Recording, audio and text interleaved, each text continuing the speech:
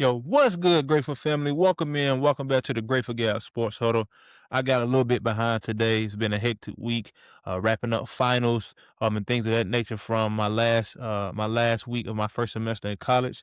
Looking forward to it. All praise and honor to Jehovah God for helping me get through it and giving me the strength, the will, right, the follow through, all those type of things He helped me with to get through my first semester successfully of college of construction technology. So looking forward to it as we get to the sports huddle today.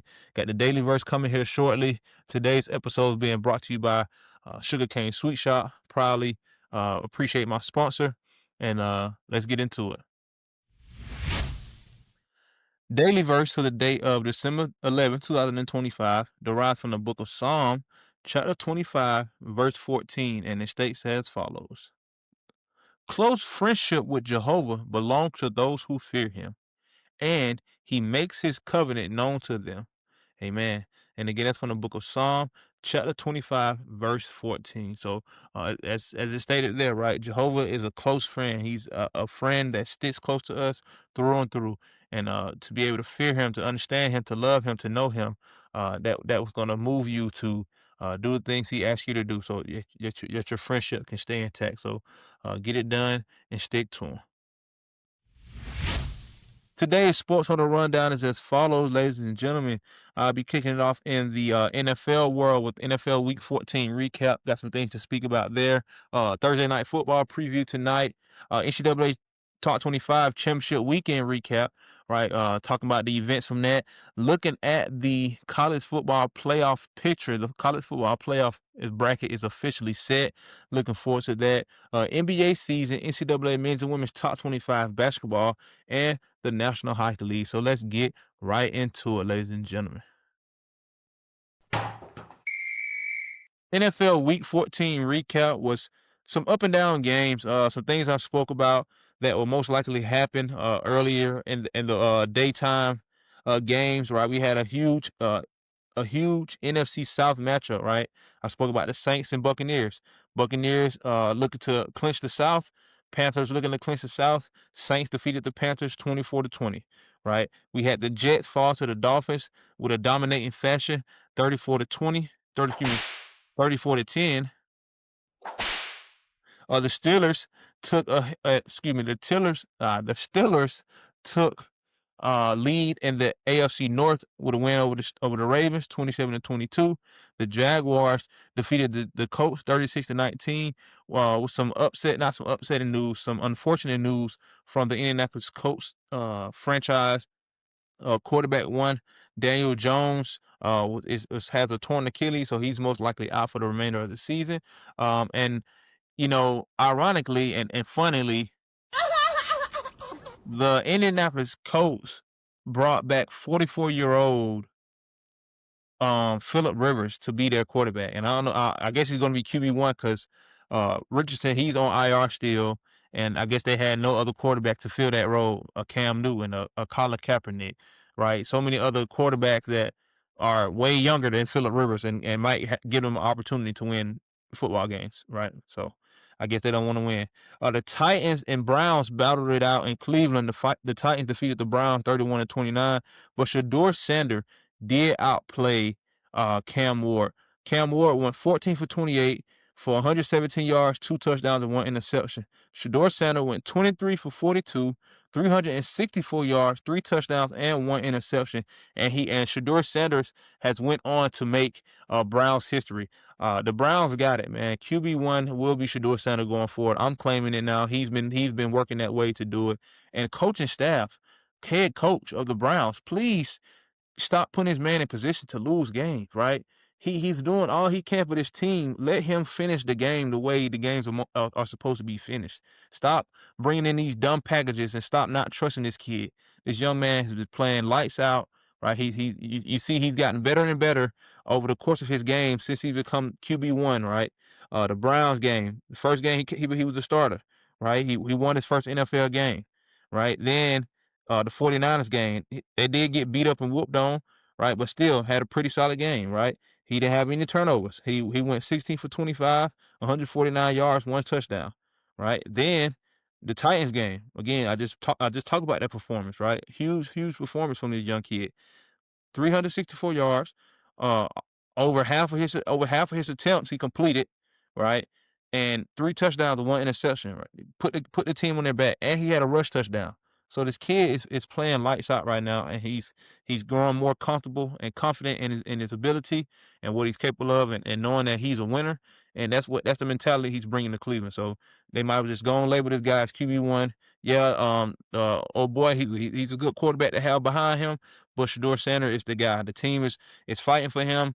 They're connecting to him. They're gravitating to him, and he's the one. We had the Vikings absolutely dominate the Commanders 31-0.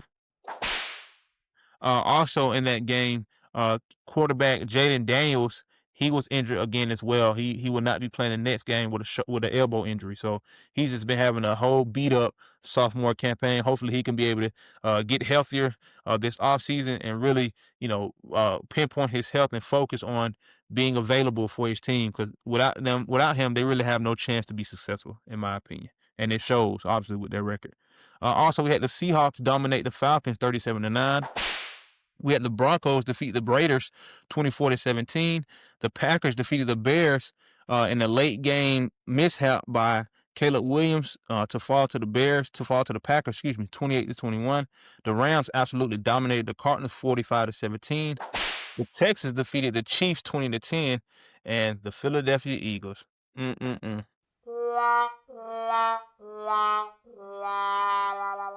I mean, the worst game I ever seen from Jalen Hurts. I mean, the whole team really, again, another horrible offensive performance. Defense stepped up big, right?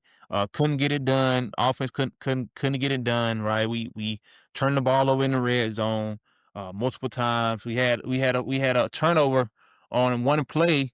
Jalen Hurts fumbled the ball. Then wait, who fumbled? Somebody fumbled. Somebody fumbled the ball. The Chargers picked it up. Somebody else, they fumbled the ball. Jalen Hurts recovered it. He fumbled the ball.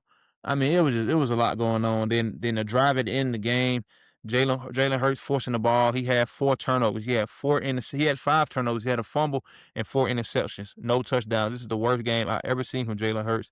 And we only lost by 3 points. That's what makes it the worst, right? I mean, I don't know, y'all. I love the Eagles and I support those guys, but my hat's kind of laid down on the team this year. I'm gonna continue to support them, and I want the best for them. And hey, if they so happen to turn around, good, I'd be happy for them. But man, my hopes for them in this season has just went out the window. Right? I haven't seen us lose 3 games in a row. Maybe not even in the Nick Sirianni era. Maybe so. Our first year as a starter with Jalen Hurts, we went 9-7. But like I said, I can't even recall if we lost 3 games in a row. Never mind. The 2022 year, 2023 year, we lost 3 games in a row. We lost 5 games in a row. But I mean, it's just yeah, on to the next one. But that was it for the weekend. I really enjoyed seeing the game. Period. Though it was good. Just see Eagles fly around, play football again. Defense is trending in the right direction, but the offense is not. You know, it's not going well. Right? Saquon broke out. He had his best rush performance of the year, in my opinion. Right? 16 carries for 100+ yards. He had a 53-yard touchdown run. But we just got to be better. We got to play better football. We got to be more fundamentally sound. We didn't have a lot of penalties. We had some flimsy penalties that took points off the board that the referees called it. I didn't think were penalties at all. But wide receivers dropping open passes, wide receivers not catching the ball, turning into picks. Right? It was just a lot going on in that game. But it's behind them, and they got to move forward. But like I said, my hopes and my aspirations and what I think they're going to do this year, I just want to at least at this point have a winning record. Right? At this point, hold on to the NFC East. Right? We ain't had a back-to-back winner in forever. Right? And they're squandering that away. So it's just it's just not it's not pretty to look at. So, but we shall see. And thank God for the Georgia Bulldogs. So Thursday night football kicking off week 15. Week 15 is here already, man. It's wild. Buccaneers looking to get back on the winning side, along with the Falcons looking to get back on the winning side. Right? Buccaneers are highly favored in this game. Uh, they are a 5.5 point favorite over the Falcons, but they have a 63 0.5% chance to win based on ESPN analytics. Yeah, I'm taking the Buccaneers this game, right? The Falcons aren't falconing right now. Well, actually, they are falconing, right? This is what we expect from. Well, this is what I expect from the Atlanta Falcons. I know Atlanta Falcons fans don't expect this, but this is what I expect of them, right? This is the trend we constantly see from the Falcons, right? They have opportunities to be good. They beat teams like the Bills, right? They beat good teams, right? They fall short to the Colts. They fall short to the Patriots by one, right? All these type of teams, they fight, but yet they can't get it done against, you know, mediocre talent, sorry talent, and that's the trend of the Falcons. So, but I'm taking the Buccaneers to win, right? This is a must-game win for the Buccaneers. Buccaneers and the Panthers are tied right now in the NFC South, at 7-6 apiece. The both teams have a 2-1 record in the division, and if the Falcons beat these Buccaneers, not only will the Buccaneers fall to 2-2 in the division, but the Carolina Panthers will have a tiebreaker over the Buccaneers if they end up with the same record at the end of the year, because the Carolina Panthers have swept the Buccaneers this year, and I believe the Buccaneers have no, they beat the Falcons as well already. So um but yeah, so if the Buccaneers lose to the Falcons tonight, then the Panthers will have that upper hand over the Buccaneers. So it's a huge battle. I'm looking forward to see that battle continue between the Buccaneers and the Panthers in the NFC South, and it should be good. So stay tuned. We'll pull back up here on the Saturday Sports Order. My cousin Matt is scheduled to be back on Saturday. I'm looking forward to it. Prayers up for him and his family. They're battling some winter sicknesses right now, but it's coming together and they're getting well, and I'm looking forward to being able to see him on Saturday Sports Huddle. So make sure y'all pull back up and check out the Saturday Sports Huddle. Moving into NCAA College Football Championship weekend. Well, are you enjoying today's episode? This episode of the Grateful Gab podcast is proudly sponsored by Sugarcane Sweet Shop. At Sugarcane Sweet Shop, every dessert is made with love, creativity, and a sprinkle of sweetness. From the signature cookies and cupcakes to custom cakes for every occasion, Sugarcane is available to make your moments a little more special. Follow them on TikTok, Instagram, and Facebook at Sugarcane Sweet Shop to see what's fresh from the oven. And don't forget to treat yourself today. How about them dogs?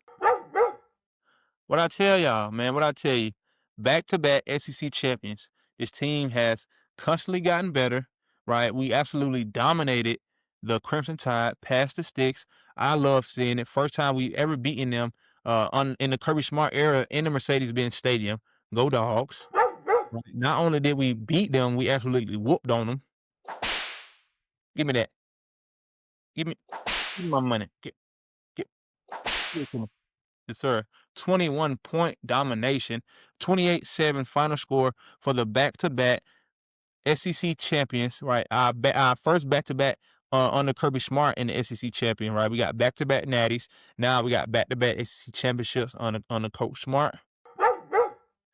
Also, this is our first back-to-back SEC championship for since 1980. So, looking forward to what the Dogs continue to do as we hunt during this NCAA college football playoff run.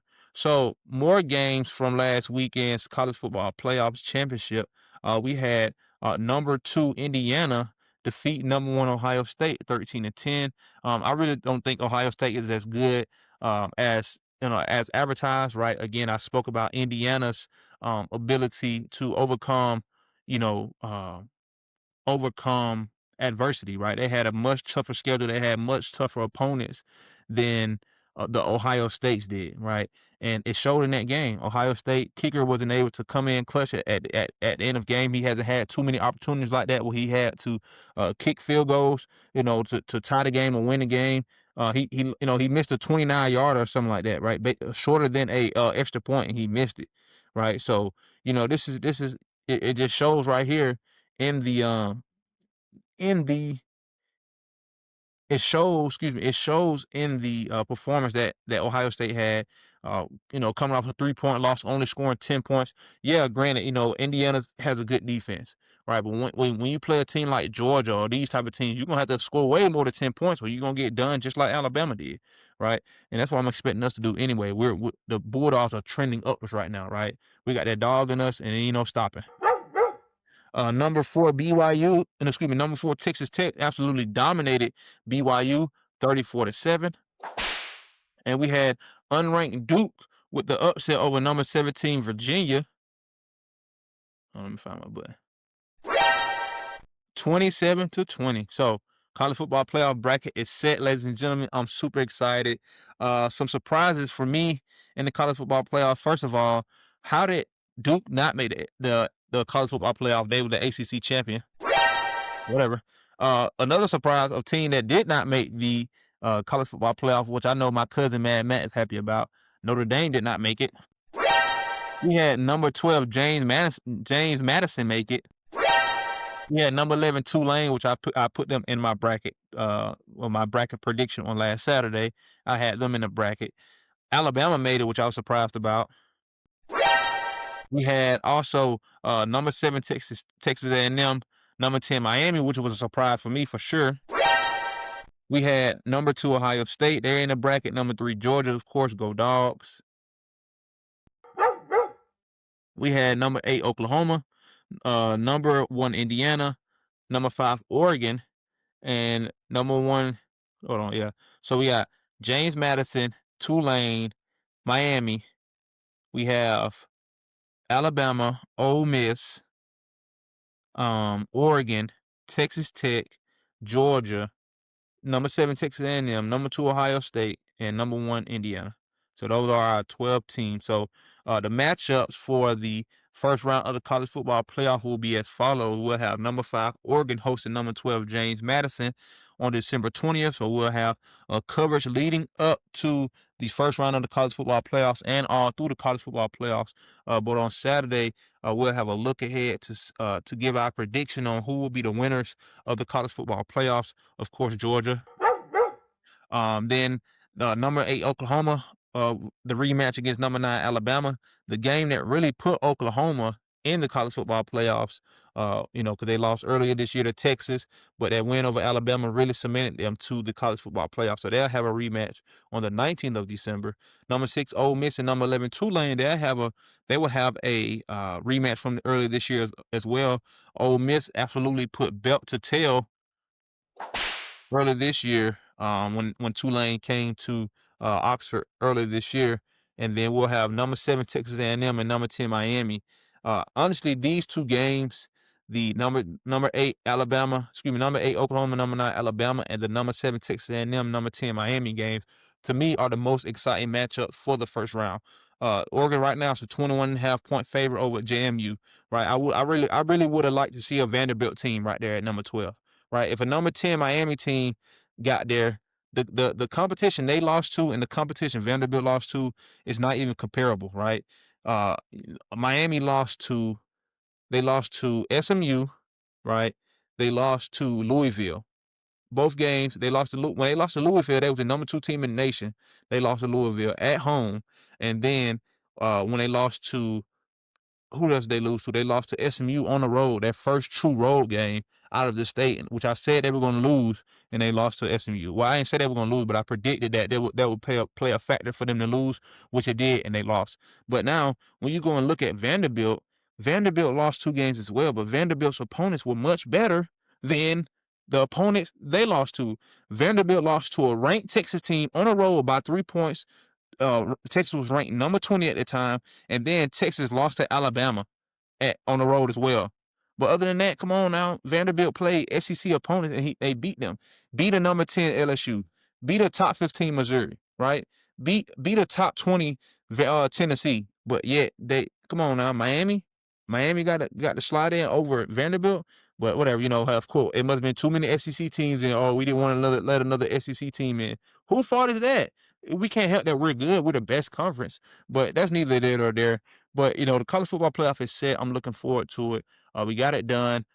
Georgia's going to get it done, right? I feel like we should have been number 2 as well. But I love the bracket, right? I love the bracket because the winner of Tulane Ole Miss, we're going to dominate, and I expect Ohio State to beat the winner out of Texas A&M and Miami, who's most likely they're going to face Texas A&M, and Texas A&M could potentially beat Ohio State, which I don't want them to because I want us to beat Ohio State. Any team that's going to beat Ohio State in the college football playoff, I want us to be the Georgia Bulldogs to show them who the real top dogs of college football, us, right? So, But yeah, Texas A&M is most likely going to beat Miami, and Texas A&M is going to, most likely they could beat Ohio State, but Ohio State might beat them. Like I said, I want Ohio State to beat them, even though I wouldn't mind whooping on Texas A&M either. But I want to beat Ohio State, right? I want to beat the reigning college football playoff champions. I want to beat the reigning champions. So when we get them out of the way, it's going to be smooth sailing from there, right? Smooth sailing from there. So I'm looking forward to that. Again, college football playoffs are going to kick off December 19th. We will have coverage here throughout the time of the college football playoffs and a look ahead to the bracket, preview it, all those type of things here on the Sports Huddle alongside my cousin. Again, every Thursday and Saturday, you can get sports information here, sports news, sports followings on the Grateful Gab podcast on Thursdays and Saturdays. And you can get positive Gab, uplifting, spiritual insight, right? Jehovah's Word here daily on the Grateful Gab podcast, Monday through Sunday, each and every day. So looking forward to it as the NCAA football season continues and sadly comes to an end. As we transition to NBA, I noted to this last week, if I'm not mistaken, Oklahoma City Thunder. Yeah, my cousin said they might not be a repeat champion, but man, are these guys making the case for not only having the best record right now, they're on pace to have to at least tie the best record for in the NBA for wins and losses, right? They're on pace right now to they have recently tied the best 25 game start ever, right? In NBA history at 24-1 through the first 25 games, tying the 2015-2016 Warriors, who also went on that year to have the best record ever recorded in NBA history, even though they did not win a championship. But this Oklahoma City Thunder team is just built different, right? They absolutely dominated last night. When I say whooping, we need 4 or 5 belts for the beatdown they put on the Suns. They absolutely dominated the Suns last night, 138-89. Let me repeat that: 138 points to 89. I mean, dominating. Old boy probably didn't even play. Shea Gilgeous-Alexander, he probably didn't even play the third quarter. He played 27 minutes, right? He went 11 for 15 from the court, 28 points, 8 assists, 2 rebounds, right? Jalen Williams back in the lineup. He had 15 points, 5 for 8, right? Dort had 12. Holgram had 24. I mean, the bench accumulating points, right? Everybody on the bench scored, right? They put the whole team in. Coach put the whole team in last night, just running everybody. I mean, it was just a massacre, man. This team is on another level right now, and they're trending in the right direction. Then we had the Spurs defeat the Lakers last night, 132-119, and those were NBA Cup quarterfinal games. Also in the NBA Cup quarterfinals from Tuesday games, we had the Magic defeat the Heat 117-108, and we had the Knicks defeat the Raptors 117-101. For today's matchups, kicking off tonight at 8 p.m., we got the Rockets hosting the Clippers. We got the Bucks hosting the Celtics. We got the Trailblazers going up against the Pelicans, and we got the Kings hosting the Nuggets. For Friday's matchups in the NBA, on NBA TV tomorrow night, we got the Pistons hosting the Hawks for their third matchup of the year. The Pistons are currently up 2-0 on the Hawks. During this time, Trae Young is trending upward to be back available for the Atlanta Hawks here soon. So hopefully that can come soon. I've been seeing his name in some trade rumors and trades that I do not like. So honestly, if you make this trade, I already don't like you, buddy. I'm literally going to start a petition to get you fired, right? Because yeah, like I said, just if the trade happens and Trae Young is out of Atlanta, and we bring in more bums, more unavailable players, more players who can't even freaking blow their nose without breaking a bone, I'm going to vouch for you to get out of there. And I don't want nobody to lose their jobs. And I might not even get into it because they ain't what Jehovah want me to do. But I'm gonna not be an Atlanta Hawks fan for real. I'm gonna just follow NBA. I'm gonna let it go. So hopefully that doesn't happen. But yeah. So NBA TV tomorrow night, 7 p.m. Pistons hosting the Hawks. We got the Bulls going up against the Hornets. We got the 76ers hosting the Pacers. We got the Cavaliers going up against the Wizards. We got the Grizzlies hosting the Jazz. We got the Nets going up against the Mavericks. And tomorrow night at 10 p.m. on NBA TV, we have the Warriors hosting the Timberwolves. So pull back up on Saturday Sports Huddle to get updated information from the NBA season. NCAA men's and women's top 25. NCAA men's top 25 from last night and Tuesday's games. Tuesday's matchup in the NCAA men's top 25. We had number 2 Michigan defeat Villanova 89-61. We had a wild finish from number 10 BYU over Clemson with a buzzer beater. BYU defeated Clemson 67-64. We had number 24 Virginia defeat Mid-Eastern 84-60. Number 13, Illinois defeated Ohio State 88-80, and we had number 5, UConn defeat number 18, Florida 77-73. From last night's matchups in the NCAA men's top 25, we had number 6, Purdue defeat Minnesota 85-57. Number 7, Houston dominated Jackson State, held them to 38 points, 80-38, and we had number 23, Nebraska defeat Wisconsin 90-60. We have one matchup in the top 25 men's basketball tonight at 8 p.m. on FS1. We have a highly anticipated matchup between unranked Iowa, who has an 8-1 record, and number 4 Iowa State, who's currently undefeated. So that should be a huge matchup, right? Iowa State is favored by 10+ points, but Iowa, in-state rival, has always had a pretty solid team, and that should be a huge matchup. And then Friday's matchup in the NCAA men's top 25, we also have one matchup. Number 5 UConn will be hosting Texas at 8 p.m. on Fox tomorrow night. So be on the lookout for NCAA men's basketball. Moving on to NCAA women's basketball. Last night's games in the NCAA women's top 25. Matter of fact, Tuesday's matchups, we had number 13 Baylor absolutely dominate number 13 Baylor dominated Alabama State 90-36, and we had number 24 Nebraska dominate Omaha 87-35. From last night's matchups in the NCAA women's top 25, we had number 7 Maryland absolutely dominate. This is gonna get 2 whips right here. They absolutely beat the brakes off Delaware State. They had a 70-point win over Delaware State. Number 7 Maryland dominated Delaware State 91-21. I mean, you can't make this up. We had a top 15 ranked matchup last night in women's top 25 basketball. Number 10 Iowa State defeated number 11 Iowa, right? We had the women's in-state classic last night. Then tonight we have the men's in-state classic tonight, so that should be good. So we had number 10 Iowa State defeat number 11 Iowa 74-69. We had number 2 Texas dominate UT Rio Grande 2 whips. Yes, number 2 Texas dominated UT Rio Grande 110-45, and we had number 22 Louisville defeat Ball State 93-62. For today's matchups, right now we have number 21 Ohio State trailing unranked North Kentucky by 10 points, 15-5 in the first quarter with 5 minutes left on a Big Ten Plus. Ohio State most likely will come back and win that game, but be on the lookout for the upset alert here on the Grateful Gab podcast. Number 9 Oklahoma hosts Little Rock tonight, and number 19 Notre Dame hosts Morehead State tonight at 7 p.m. on the ACC Extra. Be on the lookout for Saturday Sports Huddle as the NCAA men's and women's season continues. Wrapping up the Sports Huddle today, ladies and gentlemen, with some National Hockey League.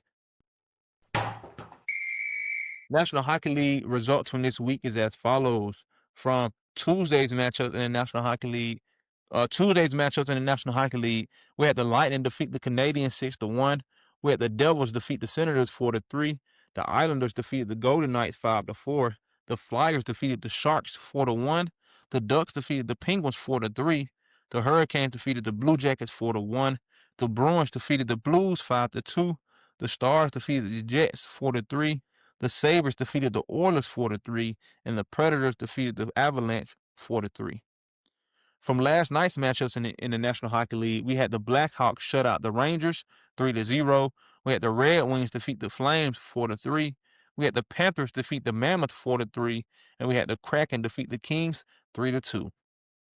For tonight's matchups kicking off here shortly at 7 p.m., we got the Maple Leafs hosting the Sharks, the Lightning going up against the Devils, the Islander hosting the Ducks, the Golden Knights going up against the Flyers tonight at 7 p.m. on ESPN, the Capitals hosting the Hurricanes, the Senators going up against the Blue Jackets, the Penguins hosting the Canadiens, the Blues going up against the Predators, the Wild hosting the Stars, the Bruins going up against the Jets, the Oilers hosting the Red Wings. Tonight at 9:30 p.m. on ESPN, we have the Avalanche hosting the Panthers. The Avalanche have a commanding lead in the National Hockey League right now with a league best 21 wins and 2 losses. Let me verify. I'm pretty sure they are ahead of the league. Yet the Colorado Avalanches have 21 wins and 2 losses and 7 OTL. I don't know what OTL is, but they have the most wins and losses, period. Like they have 21 wins, 2 losses, and the 7. I got to figure out what OTL is. Somebody who follows hockey and knows more about hockey than I do, let me know what the OTL means. And then also for tonight's last game, we have the Canucks hosting the Sabres. Friday's matchups in the National Hockey League, we have 2 primetime games tomorrow.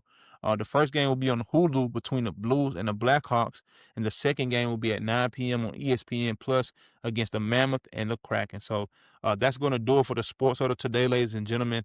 Just as we spoke about in the beginning of the episode about being Jehovah's friend, right? Psalms chapter 25, verse 14, we have to rely on Jehovah, right? Close friendship belongs to him, right? And he makes his covenant known to his friends. So stick to him. He's going to stick to you. Be loyal to him. He's going to be loyal to you. Love him, and he's going to love you. And he's going to do those things for us anyway. But we're going to fare better when we do the things that he tells us to do. So love y'all. Again, subscribe to the YouTube channel.